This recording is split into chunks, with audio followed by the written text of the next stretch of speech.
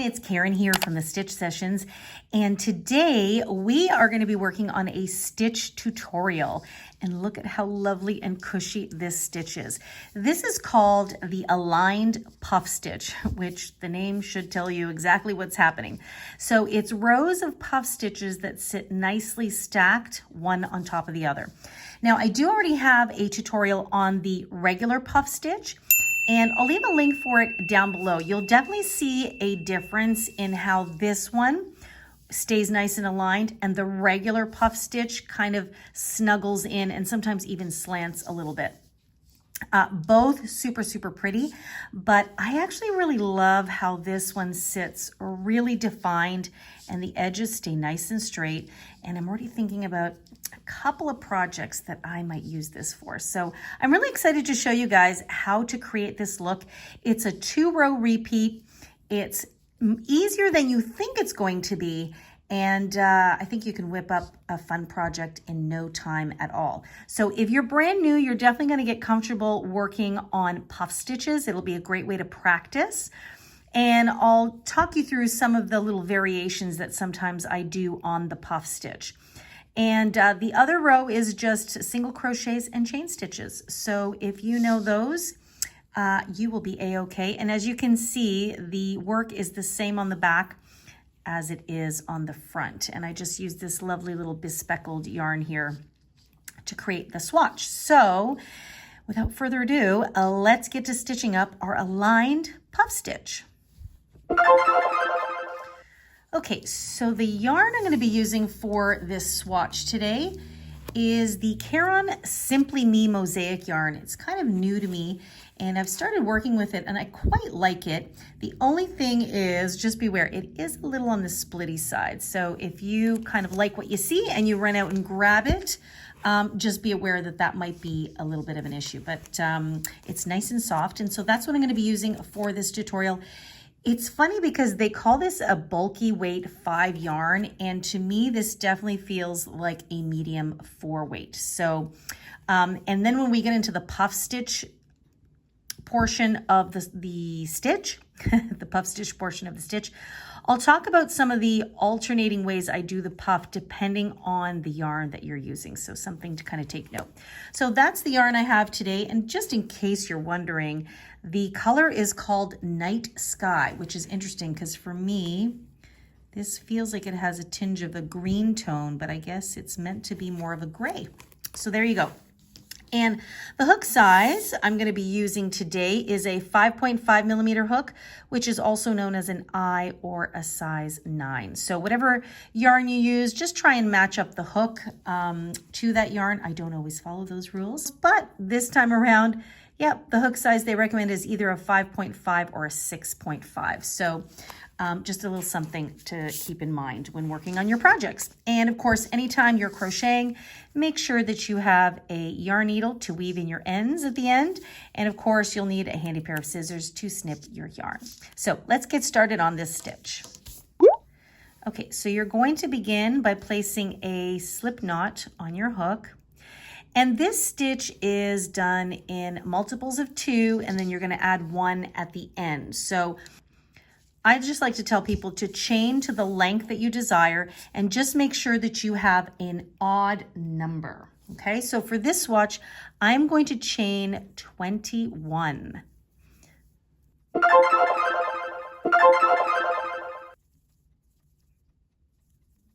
Okay, so I have chained up 21 chains, and then you will always chain 1 more to turn. Okay, so technically I have 22 chains. So we're going to begin with row number 1. And so what you want to do is find the second chain from your hook. So we have 1 and 2. Now remember, the loop on the hook never counts as anything. So we're going to single crochet into that chain. Now what I like to do sometimes is I like to work into the back bumps. So if you are comfortable with that, I would recommend doing that. And if not, you can just go right in through the front. So there's a single crochet. Then you will chain 1. You will skip the next stitch, and into the following stitch, you will single crochet.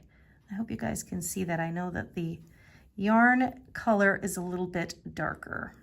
So what's happening here is we have a single crochet, a chain 1 space, and then a single crochet. So this is what you're going to repeat all the way down to the end. So you always chain 1, you will skip the next chain and then single crochet into the following chain.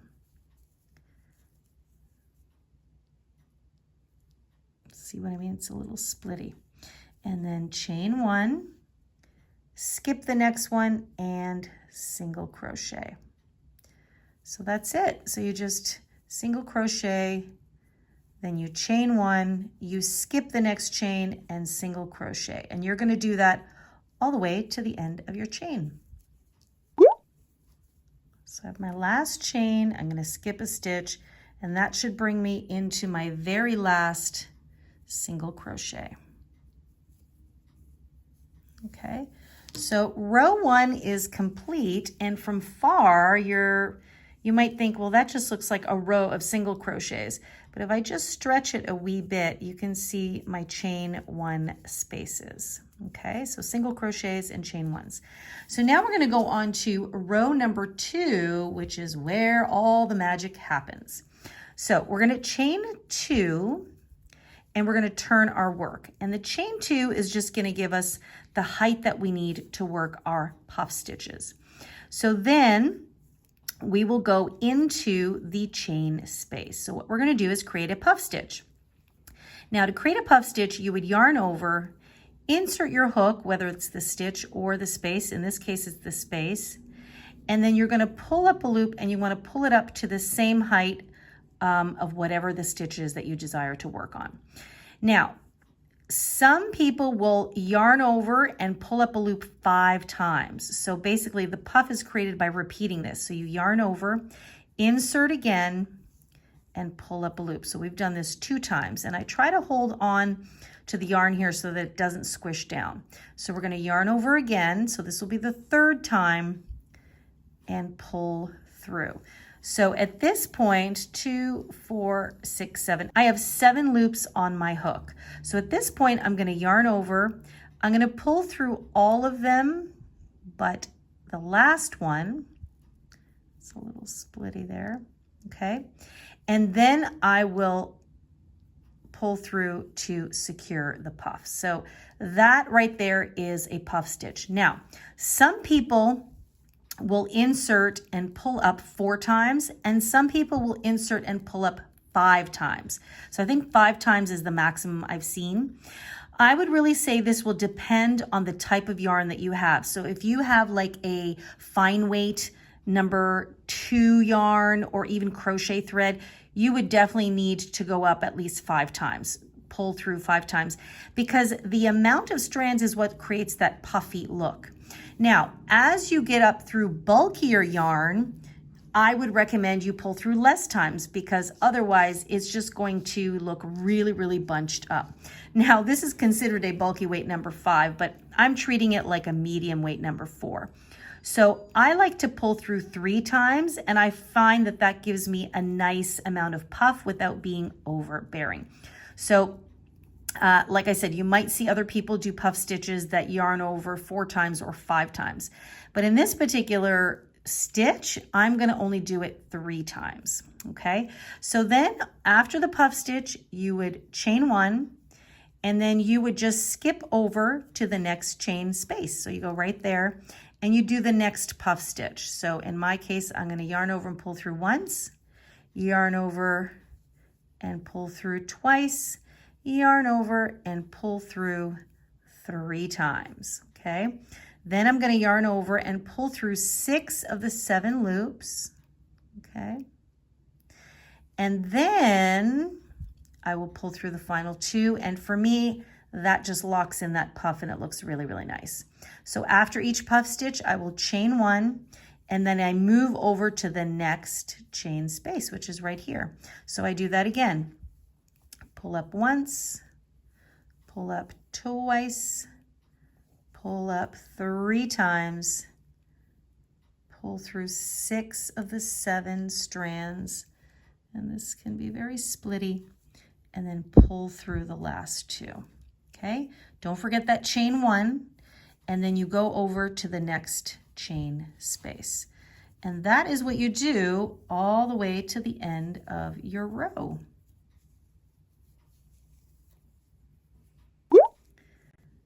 Okay, so I've just finished my last puff. Now, after the last puff stitch, we do not chain one.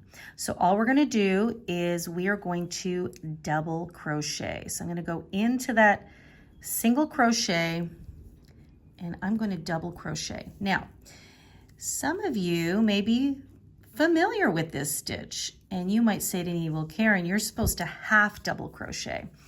And for me, I have found that the height of the half double crochet crunches the puff stitch down too much for my liking. So that's just for me.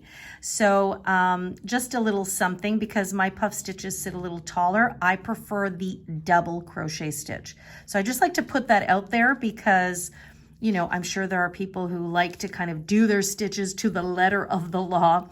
I basically like to do kind of what's best for the stitch visually. And for me, it's using that double crochet stitch. So like in this swatch here, you can see it just worked up beautifully and the length was fantastic. Now, if you're brand new, have never heard of this stitch, then you don't have anything to worry about. Just go about your business.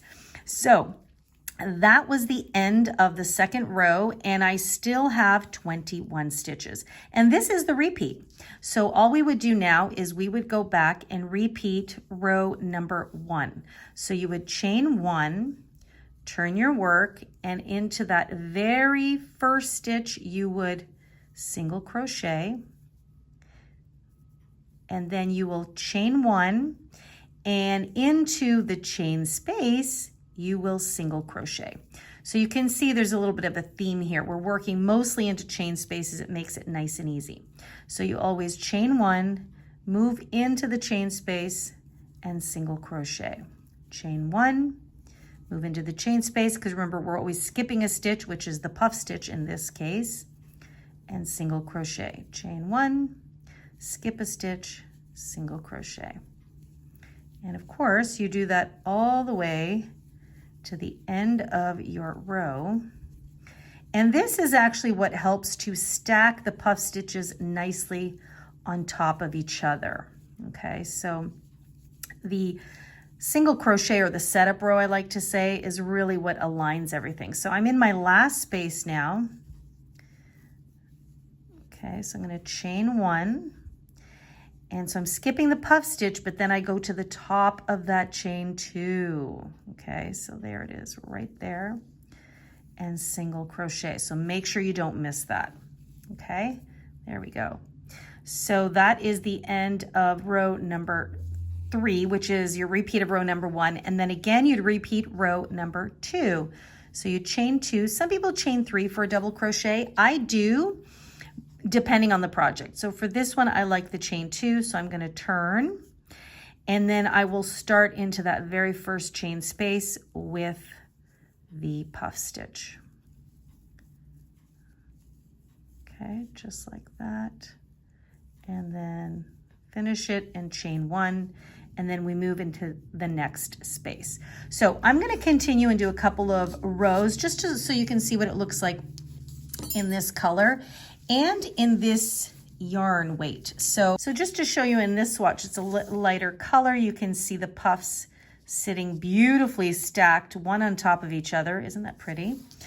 And so then you would just repeat it. Now, what I would do, depending on what you're making this for, if you're doing like a blanket, let's say, I would finish by repeating row number 1. So you can see here that when I have row number 1 on top, it just creates a nice little finished border effect on top of the puff stitches, and I think it looks super, super pretty. I know this yarn color probably is a little bit funky to see, but I hope you were able to see how we did the stitch. Pretty straightforward. So I'm going to go ahead and maybe do a couple more rows just so you can see the difference in the colors, and then I'll show you the comparison. Okay, so I have finished 3 repeats of my stitch, and I finished with row number 1. So you can see how it just gives it this nice, beautiful border.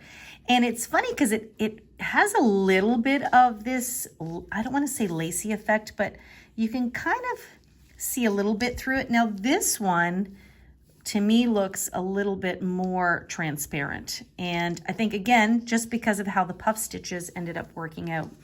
This one just came out so luscious. I love it.